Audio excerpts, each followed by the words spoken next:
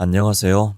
저는 서울에서 초등학교에 다니는 딸을 키우면서 살고 있는 37세 여성입니다. 오늘 글을 올리는 이유는 3년 전에 제가 몸으로 겪은 끔찍한 경험을 여러분들에게 털어놓기 위해서예요. 요즘은 젠더 갈등이니 뭐니 해서 남자와 여자가 서로 앙숙이 되어서 싸우는 일을 심심찮게 볼 수 있는데요. 게다가 데이트 폭력 같은 문제로 여자들이 남자를 세상에 같이 살아가는 동반자가 아니라 적으로 생각하는 경우가 많다고 생각합니다. 하지만 무엇보다 여자의 가장 큰 적은 남자가 아니라 여자라는 사실을 결혼을 한 뒤에 저는 뼈저리게 느꼈어요. 바로 시어머니 때문입니다. 시어머니는 결혼 초부터 저를 집요하게 괴롭혀서 강박증과 심한 스트레스로 인한 정신적인 고통을 몇 년간 겪어야 했어요. 제가 당한 정신적인 고통은 기혼 여성들이 흔히 말하는 고부 갈등이 아니에요. 시어머니를 통해서 인간의 마음속에 숨어있는 악마 같은 잔인한 본성을 똑똑히 목격했습니다. 그때를 생각하면 지금도 피가 거꾸로 솟구치는 느낌이 들지만 마음을 가라앉히고 차분하게 사연을 시작하겠습니다. 공무원인 아버지와 전업주부인 어머니를 둔 평범한 가정에서 자란 저는 대학을 졸업하고 들어간 직장에서 남편을 만나게 되었어요. 남편은 제 사수였고 다정하고 섬세한 성격의 그에게 저는 금방 호감을 느끼게 되었죠. 최지은 씨, 만나서 반가워요. 제가 한 달 동안 지연 씨에게 업무를 가르쳐줄 담당자예요. 우리 잘 지내봐요. 네, 직장 생활은 처음이라 너무 떨려요. 잘 부탁드립니다. 걱정하지 말아요. 누구나 초보인 시절은 있으니까요. 저만 믿어요. 그는 제가 업무에 잘 적응하도록 세심하게 배려하면서 일을 가르쳐 주었어요. 덕분에 저는 3개월 만에 업무를 완전히 익히고 주어진 업무를 혼자서 척척 해내게 되었어요. 김 대리님 감사해요. 너무 잘 가르쳐 주셔서 이젠 업무에 자신감이 생겼어요. 그렇다면 다행이네요. 오늘 저녁에 시간 있으세요? 제가 저녁 쏠게요. 그렇다면 없는 시간도 만들어야죠. 저는 그동안의 배려에 대한 감사의 표시로 저녁을 샀고 그 뒤로 저희들은 가끔씩 같이 밥을 먹거나 커피를 마시면서 업무를 떠나서 사적인 대화도 하는 사이가 되었고 어느새 제 마음속에는 그에 대한 사랑의 감정이 피어올랐습니다. 몇 달 뒤에 그와 함께 창원에 있는 공장으로 출장을 가게 되었는데 그때 저는 그에게 완전히 빠지고 말았어요. 공장에 도착하자 50대 중반 정도로 보이는 작업반장이 저희들을 맞아주었어요. 그는 생산 현장에서 왕처럼 군림하고 있었고 누구나 그의 기분을 건드리지 않으려고 조심하는 게 눈에 보였어요. 거기에는 이유가 있었는데 작업반장이라는 직책은 보잘것없었지만 그는 공장에서 가장 오래된 직원이었어요. 공장을 처음 지을 때부터 지금까지 30년 넘게 일하고 있다고 했어요. 게다가 화가 나면 말보다는 주먹부터 휘두르는 다혈질의 괴팍한 성격 때문에 공장장도 그를 함부로 대하지 못할 정도였죠. 그렇지만 더러운 성질만 빼면 최고참답게 누구보다 공장 일을 잘 알고 있는 유능한 관리자였어요. 그런데 그는 같이 현장을 둘러보면서 수시로 여성을 비하하는 말을 서슴없이 했습니다. 아, 여자들은 말이야. 머리는 텅 비어있는 쓸모없는 동물들이야. 남자한테만 잘 보이면 편히 살 수 있으니 얼마나 좋아.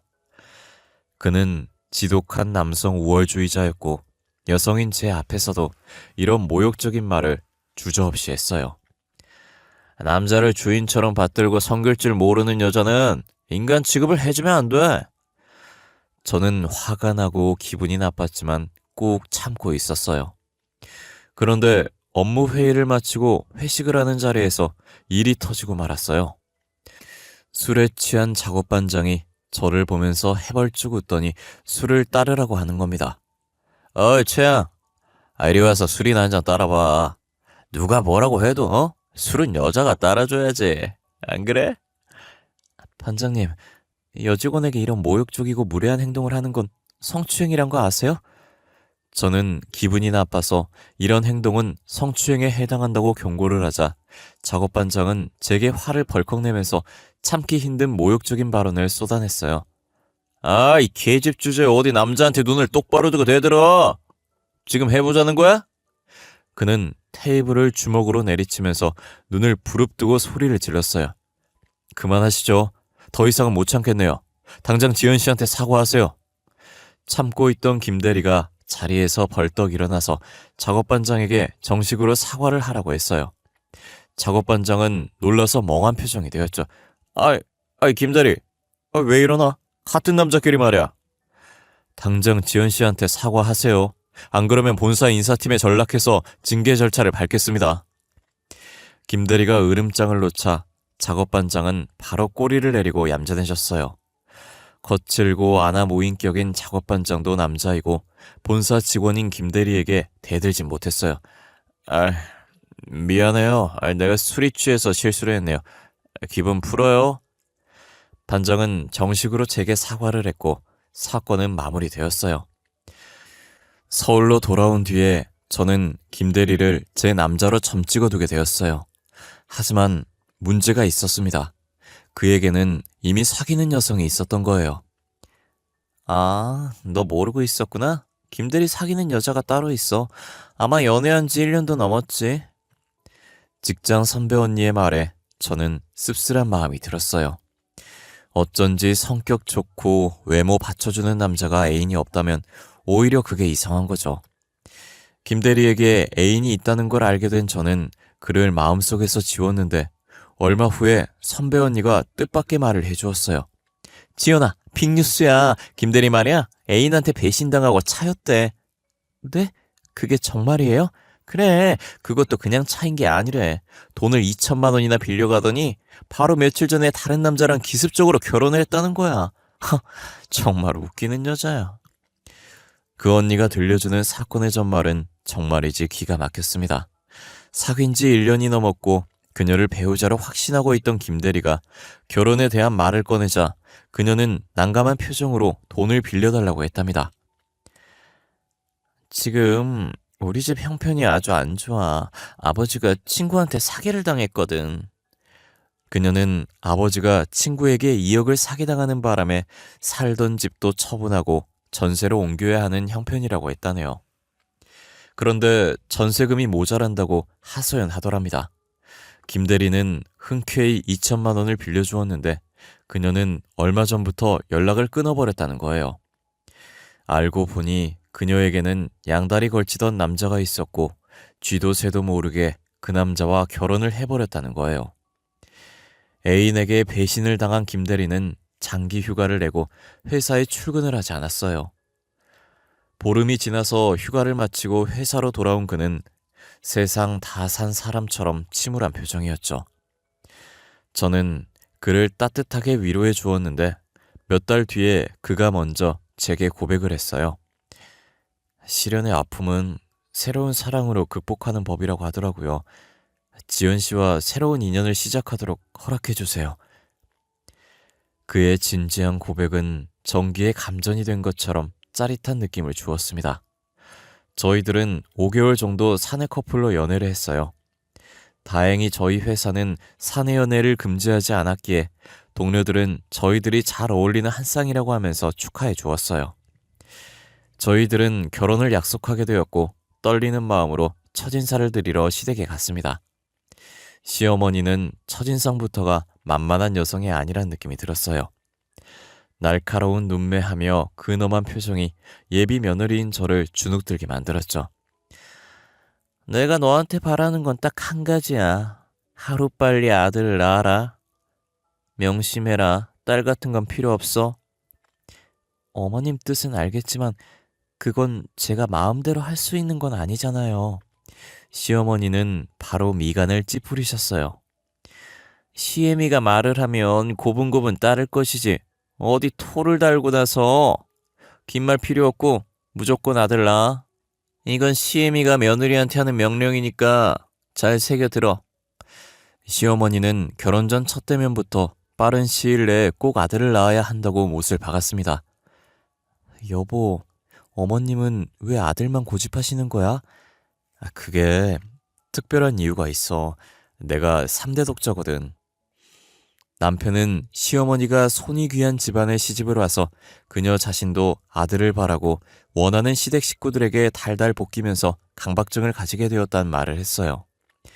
저는 그제서야 시어머니의 유별난 집착을 이해하게 되었어요. 결혼을 하자 시어머니의 압력은 날이 갈수록 심해졌습니다. 저는 결혼 후에도 계속 직장을 다녔는데 시어머니는 그런 사정을 조금도 봐주지 않았어요. 아니, 집안 꼴이 이게 뭐니? 돼지우리가 따로 없네. 세상에, 아무리 일을 한다고 하지만 여자가 어쩌면 집안을 이 꼴로 해놓고 싸돌아다니냐? 분가를 해서 시어머니와는 따로 살았지만 거의 매일같이 제 집을 찾아와서 살림을 제대로 하지 않는다고 잔소리를 늘어놓으셨어요. 어머니, 저도 일을 하잖아요. 최선을 다해서 한 거라고요. 뭐야? 이따위로 살림을 할 거면 당장 직장 때려치우고 집에 들어앉아서 애나 만들어. 시어머니는 도끼 눈을 뜨고 잡아먹을 듯이 노려보면서 저를 볶아댔어요. 애는 언제 가질 거냐? 내가 분명히 빨리 애부터 만들라고 했을 텐데. 넌 시애미 말이 우습게 들리니? 어머니, 저도 노력하는데 그게 쉽지가 않네요. 요즘은 혼수로 애를 뱃속에 넣어오기도 한다던데. 아휴, 1년이 넘도록 소식이 없으니 옛날 같았으면 당장 소박을 맞을 일이야. 남들은 참 쉽게도 애를 가지던데 저는 그게 쉽게 되지 않았어요. 친정엄마도 마음이 쓰이는 건 매한가지였어요. 아들이 들어선다는 한약을 지우기도 했고 저를 데리고 용하다는 무당을 찾아가서 수백만 원을 주고 부적을 쓰기도 했어요. 하지만 그런 노력에도 불구하고 2년이 넘도록 소식이 없었어요. 그러니 시어머니와 마주칠 때마다 저는 바늘방석에 앉은 것 같은 느낌이 들었습니다. 병원에도 가서 불임 검사를 몇 번이나 받았지만 남편과 저 모두 정상이란 말을 들었어요. 모두 정신적인 문제인 것 같아요. 조급하게 생각하지 마시고 천천히 여유를 가지세요.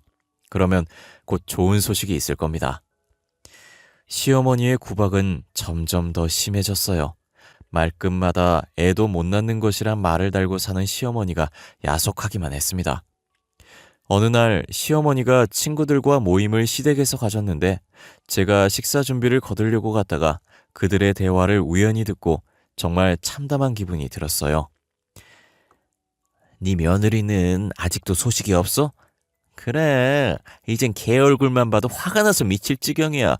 아유, 세상에. 하필이면 손이 귀한 집안에 시집와서 3년이 넘게 애가 없으니 너도 답답하겠다. 마음 같아서는 당장 이혼시키고 다른 혼처를 알아보고 싶은데 아유, 준호 녀석이 말을 안 들으니 미치겠어. 시어머니는 애를 못 낳는 저와 남편 사이를 갈라놓을 생각까지 하고 있었어요. 시어머니에게 며느리는 사람이 아닌 애 낳아주는 도구에 불과했던 거예요. 참담한 심정이었지만 모두 제 잘못이니 돌아서서 억울한 마음에 눈물만 흘렸어요. 그런데 몇 달 후에 기적 같은 일이 벌어졌습니다. 왠지 피곤하고 몸이 무거워서 혹시나 하는 마음에 병원에 가봤더니 임신 3주라는 말을 들었습니다. 저는 하늘로 날아 올라갈 것처럼 기뻤어요. 하늘에서 돈벼락을 맞아도 이보다 기쁠 수는 없었어요. 소식을 들은 남편도 좋아서 어쩔 줄을 몰라 했죠. 저 때문에 노심초사하던 친정엄마도 제 손을 잡고 눈물을 글썽거렸어요. 아휴, 이제 됐다. 하늘이 우릴 도운 거야. 그런데 시어머니는 그렇게 바랬던 임신 소식을 듣고도 좋아하기는커녕 단호하게 말하셨어요. 꼭 아들을 낳아야 된다. 이제 홀몸이 아니니 당장 회사도 때려치우거라. 그리고 애를 낳을 때까지 내 집에 들어와서 살아. 시어머니는 아들이 아니면 안 된다는 말을 하면서 시댁으로 들어오라고 하셨어요. 말로는 임신한 며느리를 곁에 두고 보살펴 주겠다고 했지만 시어머니와의 동거는 불편한 일이어서 저는 다른 핑계를 댔지만 시어머니는 고집을 꺾지 않으셨어요. 엄마가 당신을 생각해서 들어와 살라고 하시는데 그렇게 하자. 남편까지 시어머니를 두둔하고 나서자 저는 도리 없이 시댁으로 들어가게 되었네요. 매일 시어머니와 얼굴을 맞대고 지내다 보니 저는 매일 스트레스를 받게 되었습니다. 시간이 지나면서 배가 불러오고 움직이는 것도 힘들어졌지만 시어머니는 집안일을 전부 제게 맡기고 조금도 도와주지 않으셨어요. 저는 힘들고 지쳐서 쉬고 싶어도 시어머니의 따가운 눈초리가 등 뒤에서 느껴져서 편히 앉지도 눕지도 못하고 지냈습니다. 딸은 안 되니 꼭 아들을 낳아야 한다는 시어머니의 정신적인 압박까지 더해져서 밤에는 걱정이 되어서 잠도 제대로 못 자고 악몽에 시달리기도 했어요. 그러다 갑자기 배가 너무 아파서 견딜 수가 없었어요. 아랫배를 송곳으로 마구 찌르는 것 같은 아찔한 통증을 느끼면서 몸을 덜덜 떨다가 그대로 의식을 잃고 말았습니다. 정신을 차리자 병원에 누워 있었고 남편이 침통한 표정으로 저를 쳐다보고 있었어요. 여보, 우리 애는 어떻게 됐어? 괜찮은 거지? 제 머릿속에는 가장 먼저 뱃속에 든 애가 걱정되었어요. 그런데 남편은 애가 유산되었다는 청천벽력 같은 말을 했습니다.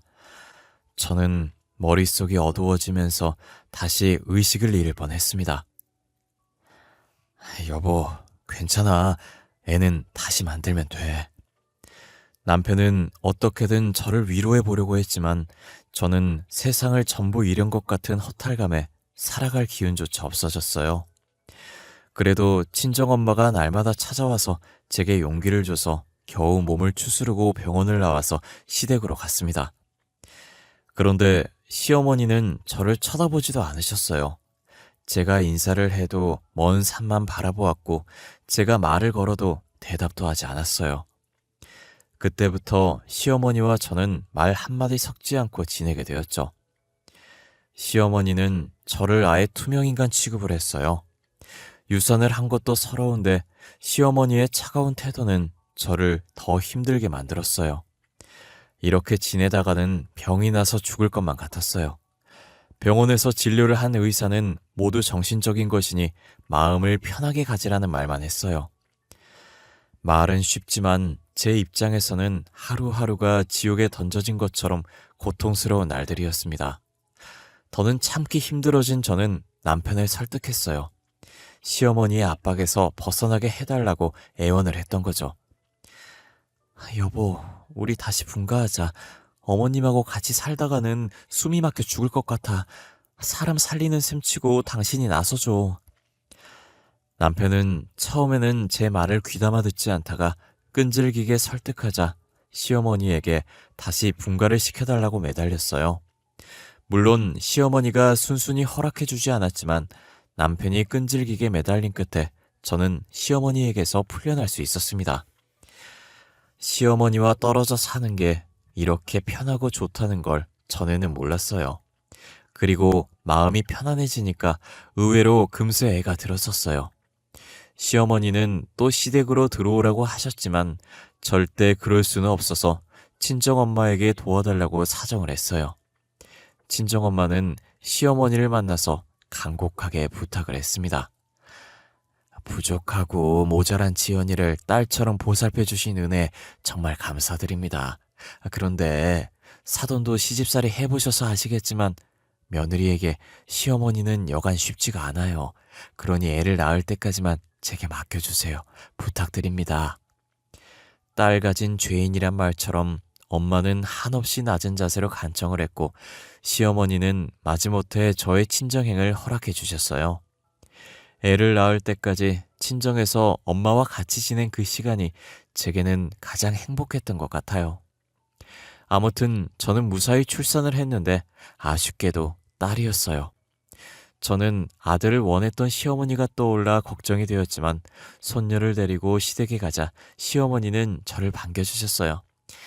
그래, 애썼다. 딸이면 어떠냐? 아들은 다음에 낳으면 되지. 너무나 의외였어요. 저는 시어머니의 차가운 냉대를 각오하고 있었는데 시어머니는 손수 미역국까지 끓여주면서 저를 다독여 주셨어요. 저는 시어머니의 아들 타령에서 이제야 풀려났다고 생각했는데 그것은 무서운 음모의 시작에 불과했습니다. 몇 달 뒤부터 남편의 행동이 이상해졌어요. 여러 가지 핑계를 대면서 집에 오는 시간이 점점 늦어졌고 전에는 없던 지방으로 며칠씩 출장을 가는 일이 잦아졌어요. 일 때문에 집을 비운다니 할 말이 없었죠. 당신 요즘 출장을 왜 이리 자주 가는 거야? 내가 외근이 많은 부서로 발령이 났어. 지방에 흩어져 있는 지사들을 관리하는 부서에서 한 달에도 몇 번씩 지방에 내려가야 한다니까. 그렇구나. 많이 힘들고 피곤하지. 힘들어도 별 수 있어. 당신하고 우리 딸 해주 생각하면서 참아야지. 고마워, 여보. 사랑해. 출장 때문에 남편이 집에 들어오는 날에 손을 꼽을 정도였어요. 그리고 시어머니의 행동도 이상해졌어요. 제게 너무 잘해주는 겁니다.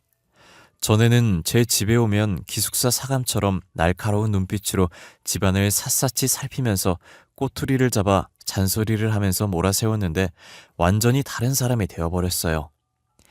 애 키우느라 힘든데 이제부터 집안일은 내가 들러서 해주마. 그러니 너는 아무 걱정하지 말고 애 키우는 데만 신경 써. 네? 아니에요. 애 핑계대면서 집안일을 어머님께 떠넘길 순 없죠. 저는 집안일을 거들 필요 없다고 말렸지만 시어머니는 매일같이 집으로 와서 팔을 걷어붙이고 빨래며 청소에 자질구레한 집안일을 모두 하셨어요. 처음에는 부담스러웠지만 시간이 지나면서 시어머니에게 집안일을 의지하게 되어버렸어요. 그런데 딸의 돌잔치를 며칠 앞둔 어느 날 저는 낯선 여자의 전화를 받았습니다. 저기 최지연 씨죠? 네, 그런데 누구시죠? 그건 만나서 말씀드릴게요. 내일 시간 좀 내주세요. 낯선 여자는 자기가 누군지 밝히지도 않고 다짜고짜 만나자고 했어요. 황당해진 저는 누군지 정체부터 밝히라고 말했죠. 저요? 당신 남편 동거녀예요. 됐나요? 뭐라고요? 그녀의 말은 충격 그 자체였어요. 정말 중요하게 할 말이 있어요. 지연 씨와 제 인생이 걸린 중대한 문제예요. 그러니까 꼭 시간 내주세요. 저는 뒤통수를 망치로 얻어맞은 것처럼 정신을 차릴 수가 없었고 뭔가에 홀린 듯이 남편의 동거녀라고 밝힌 여성을 만났어요. 전 당신 남편과 시어머니라는 인간에게 철저하게 이용당했어요. 그녀의 이름은 정효주라고 했어요. 그녀가 남편을 만난 건 제가 유산을 한 직후였어요. 결혼정보업체를 통해서 남편을 만나 교제를 하게 되었다고 합니다. 유부남 주제에 총각인 척 행세하면서 배우자를 소개받는 파렴치한 짓을 저지른 겁니다. 만난 지 얼마 지나지 않아서 남편은 동거를 시작하자고 했답니다. 그녀도 남편이 마음에 들어서 동거를 시작했고 바로 애가 생겼다고 했습니다. 애가 생기자 그녀는 혼인신고를 하자고 했지만 남편은 애를 낳은 다음에 해도 된다고 하면서 차일 피일 미뤘다고 해요. 그러다 딸을 낳자 남편과 시어머니의 태도도 확 달라졌다고 합니다. 내가 애를 가졌을 때는 간이며 쓸개까지 모두 빼줄 것처럼 굴더니 딸을 낳으니까 찬밥 신세가 되어서 버림받았어요. 살갑게 굴던 시어머니는 시베리아 벌판에서 부는 찬바람처럼 냉대를 하더니 그녀를 집에서 쫓아내버렸다고 합니다. 어느 날 부동산에서 중개인이 찾아와서 월세 계약이 끝났으니 당장 방을 빼달라고 하는 거예요. 시어머니와 그 인간은 제 전화를 받지도 않았어요. 동거를 시작할 때 시어머니가 방을 구해주었다고 해요. 그녀는 전세로 들어간 줄 알았는데 월세로 1년만 계약을 했다고 하네요. 그러다 아들을 못 낳자 보증금을 빼버린 거죠. 그러니 젖먹이 애가 딸린 처지에 방을 비워줘야 하는 비참한 일을 겪었다고 했습니다. 나중에 그 인간이 유부남이란 걸 알았어요. 어떻게 이런 짓을 할 수가 있죠? 제정신인 인간이라면 절대 이런 더러운 짓을 할 수가 없어요. 처음에는 억울하고 분해도 그냥 포기하려고 했는데 시어머니라는 인간이 또 다른 짓을 꾸미고 있는 걸 알고 도저히 그것들을 용서할 수가 없어요. 그녀는 제게 마지막 결정타를 날렸습니다. 남편 말이에요. 집에 잘 안 들어오죠? 네, 지사를 관리하는 부서로 옮겨서 출장을 자주 가요. 거짓말이에요. 그 인간 지금 딴 살림 차려서 살고 있어요. 다른 동거녀가 낳은 아들도 있다고요. 전 머릿속이 어두워지고 아득해지는 느낌을 받았습니다. 시어머니가 잘해줬던 건 저를 안심시키고 남편이 다른 동거녀와 마음 놓고 딴 살림을 하도록 만들어주기 위해서였죠. 아무것도 몰랐던 저는 바보처럼 그 인간들의 장난질에 보기 좋게 놀아났던 겁니다. 제 생각에 모든 걸 꾸민 사람은 시어머니가 틀림없는 것 같았어요. 같은 여자이고 서러운 시집살이를 겪은 시어머니가 왜 이렇게 처참하고 모진 짓을 저와 그녀에게 저질렀는지 이해가 되지 않았고, 허탈해서 맥이 풀렸던 마음이 진정되자 가슴속에서 폭발 직전의 화산처럼 뜨거운 분노가 확 치밀어 올라왔어요. 내 인생을 마음대로 짓밟아버린 인간 쓰레기 같은 그것들에게 제가 받은 고통 전부 되돌려줄 거예요. 지연씨, 우리 힘을 합쳐서 그 인간들 아작을 내버리자고요. 좋아요. 그동안 시어머니한테 당한 수모와 구박을 생각하면 피가 끓을 지경이에요. 어떻게 할 작정이에요? 우선 동거를 하고 있는 곳이 어딘지 알아내야 해요. 그녀는 여러 차례 시어머니를 찾아갔지만 문전박대만 당했고 남편은 연락을 끊어버렸다고 했죠. 남편이 출장을 핑계로 동거녀에게 갈 거예요. 그 인간을 몰래 따라가면 그것들이 어디 사는지 알 수 있을 거예요. 제 말에 그녀도 고개를 끄덕였어요. 며칠 후에 남편은 일주일간 지방으로 출장을 갈 거라고 했어요. 저는 딸을 친정에 맡기고 남편의 뒤를 밟았습니다. 남편이 간 곳은 경기도였어요. 그는 주택가의 빌라 안으로 들어갔어요. 일주일 동안은 동거녀와 같이 지낼 거란 생각을 한 저는 서울로 돌아와서 그녀에게 연락을 했습니다. 그리고 시어머니에게는 며칠 동안 친정에 다녀오겠다고 한 다음에 남편의 첫 번째 동거녀였던 그녀와 같이 경기도로 내려갔습니다. 우선 저희들은 빌라가 잘 보이는 근처의 여관을 잡고 감시를 시작했어요. 남편과 동거녀가 빌라에서 나왔습니다. 아무것도 모르고 서로 딱 붙어서 히히덕거리는 두 년놈을 보니 속이 뒤집어지는 것 같았어요. 세상 행복한 표정으로 집에 들어가려는 그들의 앞에 저희들이 나타났습니다. 남편은 대번에 얼굴이 흑빛으로 변했고 동거녀는 영문을 몰라 어리둥절한 표정을 지었어요. 여보, 나는 안 된다고 했는데 엄마가 시키는 대로만 하면 집을 내 명의로 해주겠다고 해서 어쩔 수 없었어. 용서해줘. 고작 집 때문에 이런 더러운 짓을 저질러? 저는 악에 받쳐서 소리를 질렀고 그 인간들을 앞세우고 집으로 들어갔습니다. 집안에는 시어머니가 동거녀의 아들을 안고 있었어요. 시어머니는 저희들을 보고도 태연한 표정이었어요. 아들도 못 낳는 것들이 어디 와서 함부로 행패를 부려? 당장 나가! 옆에 있던 동거녀도 맞장구를 쳤어요. 맞아요. 시어머니한테 고개 빳빳하게 쳐들고 대드는 저런 것들은 당장 쫓아내야 돼요. 뚜껑이 완전히 열려버린 저는 내연녀에게 달려들었고 동거녀는 시어머니에게 달려가서 머리채를 잡았습니다. 남편은 적당한 선에서 좋게 합의를 하자고 애원을 했지만 저희 둘은 남편과 시어머니를 상대로 위자료 소송을 해서 정신적인 피해에 대한 보상까지 포함해서 꽤나 많은 위자료를 받아냈어요. 그 바람에 남편은 알거지가 되어 쪽박을 차게 되었죠. 아들을 낳으려고 불륜을 저질렀다는 소문이 퍼지면서 남편은 얼굴을 들고 회사를 다닐 수 없게 되어 그만둬야 했다고 하네요. 저는 남편과 동거를 하면서 아들을 낳은 동거녀를 상대로도 상간녀 소송을 걸었습니다. 남편이 유부남이란 걸 알고 있었지만 아들만 낳아주면 한 재산 떼주겠다는 시어머니의 말에 넘어가서 동거를 했다고 울면서 매달렸어요. 앞으로 혼자 애 키우면서 살아야 하는 제 처지를 봐서라도 소송은 하지 말아주세요. 제발 부탁드려요. 마음 같아서는 끝까지 소송을 해서 위자료를 받아내고 싶었지만 저도 이제부터 혼자 딸을 키워야 하는 입장이라 그녀의 딱한 처지를 생각해서 소송을 취하했습니다. 제 주위에도 결혼 후에 고부 갈등으로 힘들어하는 친구들이 제법 있어요. 저는 그녀들이 늘어놓는 푸념 섞인 하소연을 들을 때면 제 시어머니에 대해 말해줍니다. 그러면 친구들은 한결같이 자기가 얼마나 편안하고 좋은 시어머니와 같이 살고 있는지 새삼 느끼게 된다고 해요. 아마 여러분들 중에도 귀여운 여성분들이 계실 겁니다. 그리고 시댁과의 갈등을 겪고 있는 분들도 계시겠죠. 아무리 못된 시댁 식구들이라도 제 시어머니처럼 이기적이고 악독한 인간은 분명히 아닐 거라고 생각해요. 시댁과의 갈등이 생기면 피하지 말고 서로를 이해하면서 머리를 맞대면 분명히 해결책이 보일 거라고 믿어요. 여러분들의 앞날에 늘 행운이 함께하기를 기원하겠습니다. 감사합니다.